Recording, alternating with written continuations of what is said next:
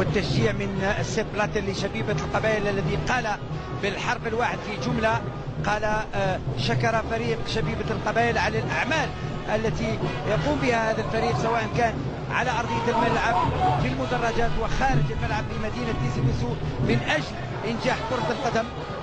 هذا إذا جاء من السيد بلاتر.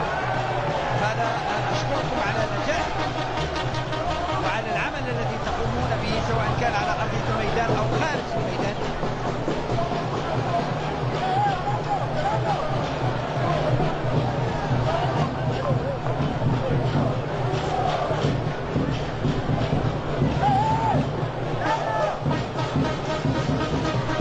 إذا اللاعب لسه ينبغي أن يبقى مثل ما كان عليه في المباريات السابقة، ينبغي أن يتقبل قرار الحكم، والحكم أعلن على ركلة جزاء لفريق هارتلاند، ولو أن التدخل لم يكن يعني في الحقيقة لا يمكن أن نقول أنه يستحق ركلة جزاء، لكن المهم ركلة جزاء لمصلحة هارتلاند في هذه المباراة. وننتظر الحارس مراد برفان 24 سنة، تسديدة لكن هدف. ولما لا، سننتظر من سيلعب النهائي. أكيد أنه فريق عربي سيكون في النهائي من بين الترجي والأهلي، ونتمنى كذلك لفريق شبيبة القبائل أن يتأهل على حساب مازامبي حتى يكون النهائي عربي لهذه البطولة. إذن فريق شبيبة القبائل صاحب التاريخ يلعب اليوم هذه المباراة، وبطبيعة لا يريد الخسارة، يتمنى أن ينهي هذا المشوار من دون خسارة، لكن بطبيعة الحال غيابات عديدة ربما ستؤثر على مردود شبيبة القبائل. وهنا الكرة الثابتة لفريق شبيبة القبائل، كرة مرفوعة وعالية، والرأسية والهدف الجميل والحكم يقول لا.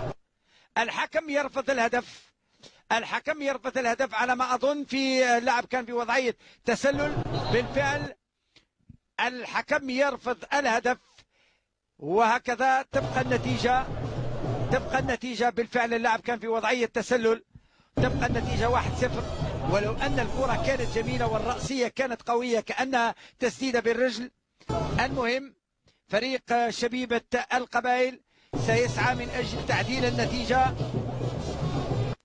فريق بطبيعة الحال عنده إمكانات للعودة في النتيجة. ينطلق فريق شبيبة القبائل عن طريق بالقسام الرماش يترك الكرة للاعب للوراء. في الأخير تضيع هذه الكرة، ولمصلحة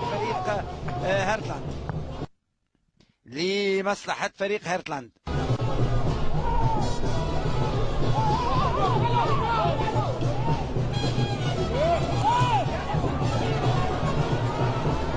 كرة من جديد وانطلاقة. الحكم يقول أن لاعب القسم رماش كان في وضعية تسلل. في الأخير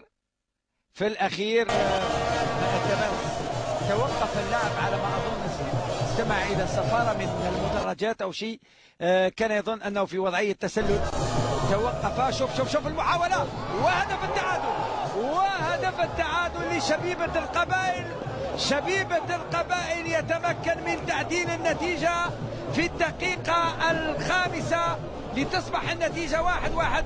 إذا هكذا الفرق الكبيرة تبقى كبيرة، وشبيبة القبائل على الرغم من أنه يلعب في منقوص من خدمات عدة لاعبين أساسيين يتمكن من تعديل النتيجة لتصبح النتيجة 1-1 في النتيجة.